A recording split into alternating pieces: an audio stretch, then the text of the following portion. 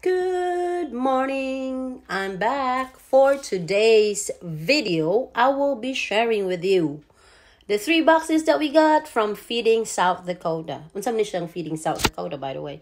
It is a hunger relief organization that provides temporary food assistance to thousands of individuals across South Dakota.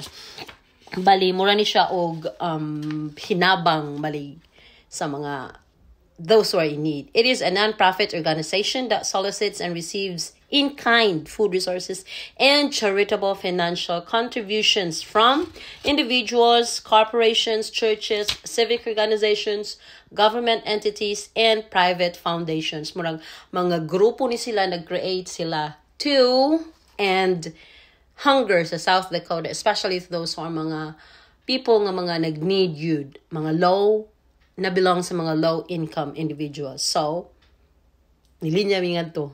And we got 3 boxes. We got a lot of stuff. We got canned goods, honey bars, chips, kernels. We also got fruits. Bisag unsa lang. We got tomato soup. This one is diced potato. Kernels, kaya siya mga chips, na siya cereals para sa mga kids. Triscuits, para yapon sa mga bata, o ganahan sila. Daghan kay, inside sa box, daghan kay ni siya kani mashed potatoes. Kasi classy lang ni siya, guys. So, it's a blessing. Kani fruit juice.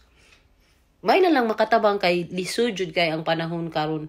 Like, dinhi, ang among groceries, like, mag-grocery me twice a month, bi-weekly. So, every 2 weeks me mag-grocery, tabang na yun ni siyag dako. Kaya ang among grocery, makaabot og like 200 something. Mahal na kaya mga paliton karon. So, we're just lucky and happy nga naka-receive me ni Annie. So, I'm just sharing with you the blessings that we got. That's the first box, the second box,